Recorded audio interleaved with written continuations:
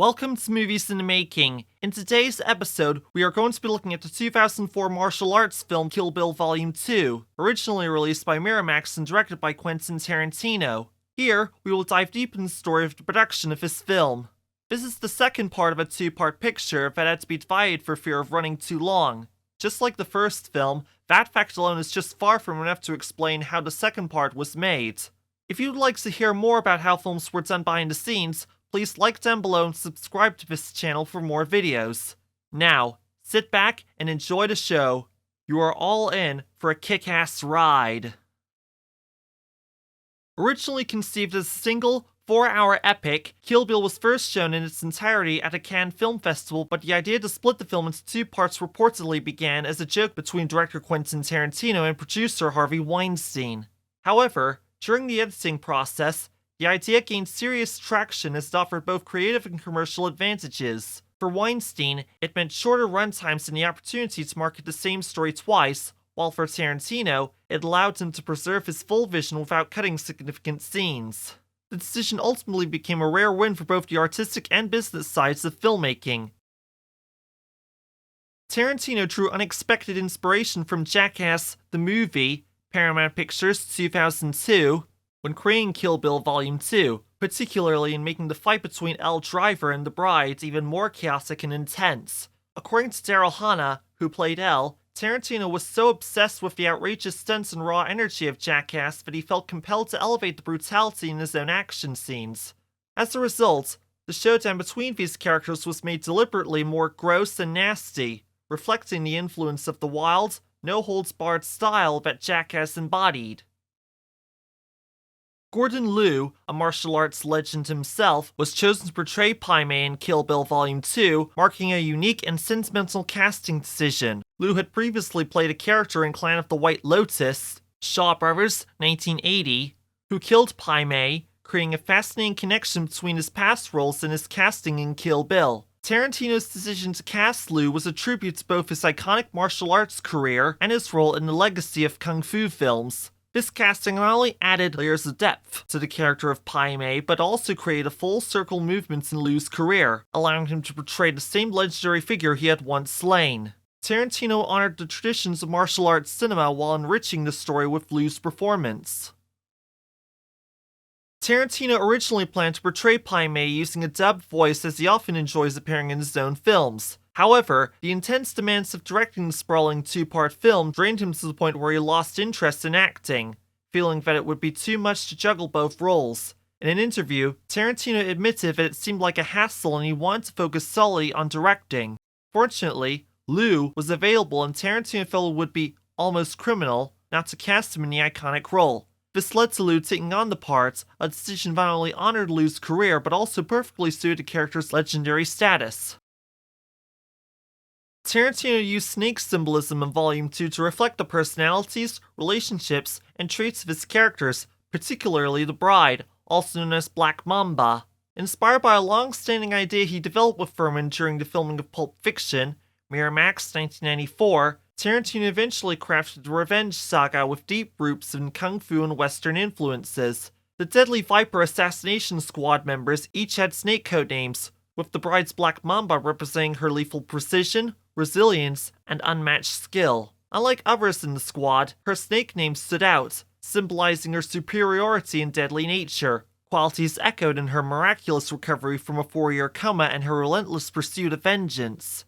The snake theme also reinforces dynamics between characters, such as Elle, who is portrayed as inferior in both skill and venomous power. Tarantino even weaves snake behavior into character actions, like Bill insisting they do not kill the bride in her sleep, highlighting a serpent's instinct to attack only living prey. Kill Bill Volume 2 was filmed in a variety of unique locations, primarily in California, Mexico, and a few other international spots. The production made use of Southern California's diverse landscapes, including the deserts and rural areas of Antelope Valley, where the fictional Two Pines Wedding Chapel was located. While the church scene was filmed at the Sanctuary Adventist Church, which became an iconic stop for fans after the film's release, many of the fight scenes also took place in similarly rugged, secluded locations. For example, the epic confrontation between the bride and Elle in the desert was shot in a remote part of the California desert, with the wide, barren landscape reflecting the characters' final showdown. Additionally, the Mexican locations used in the film and the rustic surroundings near the famous El Paso hospital lent the film an authentic sense of global storytelling despite largely being shot in the US. Aside from these iconic California and Mexico spots, other locations of Volume 2 include some atmosphere sites in Texas. The pivotal scene where the bride faces off with Bill at the end of the film was filmed in a secluded, picturesque location in the hills of the Santa Monica Mountains, adding to the film's distinct Western and cinematic influences. Tarantino's attention to detail and preference for shooting an atmospheric, heightened the tension and drama of the film's final moments, with sprawling natural scenery complementing the personal and emotional stakes of the story. Even the interiors, such as the climax scene in the martial arts school, were filmed on sound stages or nearby locations that matched the film's gritty, authentic feel. Volume 2 brought a nuanced, slower pace compared to its predecessor, but the locations still played a vital role in creating the atmospheric tension and Western-style showdown at the film's climax. The Kill Bill films are notoriously bloody, even by Tarantino's own standards. In fact, over 450 gallons of fake blood were used throughout the production to bring the bride's brutally stylized revenge saga to life. With intense, graphic scenes of violence woven through both volumes, the crew had to be constantly prepared to spray, spill, or splatter massive amounts of fake blood on set. Makeup effects artist Christopher Allen Nelson confirmed this staggering figure in Time magazine, highlighting the sheer scale of gore involved in crafting the film's over-the-top action sequences. During the filming of Volume 2, Thurman was seriously injured in a car crash after being pressured by Tarantino to perform a dangerous driving stunt herself, despite her concerns about the vehicle's safety. Tarantino insisted that she drive the car at 40 miles per hour to get the right effect for the scene, but the car had mechanical issues. The seat was improperly secured and the road was a loose, sandy track. As a result, the vehicle veered off the road and crashed into a tree, leaving Thurman with injuries to her legs and neck, as well as a concussion. She accused Tarantino of deliberately putting her life at risk, causing a major fallout between the two. The footage of the crash was withheld from her for over a decade before she finally gained access to it. Thurman and Hanna reportedly did not get along during the filming for both films, to the point where they even asked hotel staff to keep them apart during the press tour for the first film. Their strained relationship was further highlighted when only Hanna showed up to accept their shared Best Fight award at the 2005 MTV Movie Awards for Volume 2. Thurman had previously accepted the same award solo for a different scene in Volume 1. Interestingly, their off-screen tension may have added authenticity to the intense rivalry between their characters, the bride and Elle Driver. Robert Rodriguez co-scored Volume 2 alongside RZA for just $1 as a favor to his friend Tarantino, helping keep the film's budget down.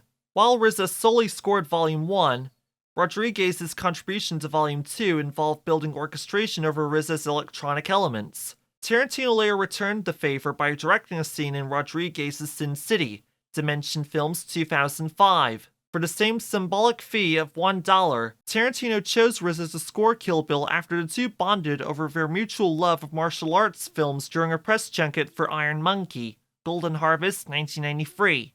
Their shared passion for classic kung fu cinema and obscure film knowledge quickly sparked a friendship, and after months of hanging out and trading film recommendations, Tarantino invited RZA to read a Kill Bill script and offer input. Initially, RZA envisioned helping with the sound effects and music selection, but his deep understanding of the genre and cinematic instincts led to a larger role. As the producer behind Wu-Tang Clan, RZA had long infused his music with Eastern influences and experimental sounds, which made his style a natural fit for Kill Bill's tone. Tarantino, recognizing this, gave him the freedom to craft both the score and integrate hand-picked songs. RZA's unique approach of blending electronic textures with cinematic flair formed the backbone of the soundtrack, and for Volume 2, he collaborated with Rodriguez, who preserved RZA's electronic elements and added orchestration. Their collaboration brought a fresh, genre-savvy sound to the films, marking RZA's successful crossover into film scoring. As of the 21st of April, 2025, Kill Bill Volume 2 has an 84% critics rating on Rotten Tomatoes, an 83 out of 100 critics score on Metacritic, an 8.0 rating on IMDb, and a 4.1 rating on Letterboxd. The film's budget was $30 million and it grossed a total of $154 million following its initial release date of the 16th of April 2004. Kill Bill, The Whole Bloody Affair, the 247-minute combined cut of both Kill Bill films, had its American premiere at the New Beverly Cinema in Los Angeles from the 27th to the 31st of March 2011. This version featured a new 7-minute anime sequence produced by Production IG, expanding on the original anime chapter about Oren's backstory. Tarantino had even written a longer script for this section, focusing on a character involved in Oren's father's murder. Though previously screened at Cannes, this unrated extended cut had never been shown theatrically in the United States, until the New Beverly run, despite some earlier claims by the Egyptian Theater. Tarantino himself confirmed it was the official American debut of this complete version. Lionsgate acquired the distribution rights of both Kill Bill films, along with Jackie Brown, Miramax 1997. This began with the films' rights being transferred to the Weinstein Company, which, after Kill Bill Volume 2 came out, itself distributed Tarantino's next films Inglourious Basterds, 2009, Django Unchained, 2012, and The Hateful Eight, 2015. Lionsgate also owns Tarantino's directorial debut Reservoir Dogs, 1992, due to its ownership of the now-defunct Artisan Entertainment, then called Live Entertainment. Tarantino decided not to make Kill Bill Volume 3 because he planned to retire after his 10th and final film, The Movie Critic, which he then stopped working on in April 2024. Though he once showed interest in continuing the story of the bride and her daughter Bibi, even imagining casting Uma Thurman and her real-life daughter Maya Hawke, he now says the sequel is no longer in the cards. Tarantino is committed to ending his directing career on a strong note, noting that many acclaimed directors ended with disappointing final films, and he wants to avoid that by closing his filmography with something original and meaningful rather than revisiting old characters. And that wraps up our deep dives to the making of Kill Bill Volume 2. If you enjoyed this episode, don't forget to like, subscribe, and hit that bell icon to stay updated on all things movies in the making. Let us know in the comments what you think of Kill Bill Volume 2, or if you have any favorite moments from that film we just not touched upon, or what films you would like to hear covered by this channel. Also be sure to check out our community page, where we announce what films we talked about by this channel each week. New posts arrive every Friday, or Saturday if we forget to post on Friday. Thanks for watching, and we'll see you all next time on Movies in the Making, where we will be talking about Final Destination, New Line Cinema 2000, and more films to follow along the way. Tune in for more Movies in the Making as we uncover the stories behind cinema's most unforgettable films. This has been Jason Scotchmer, film enthusiast and passionate about the arts.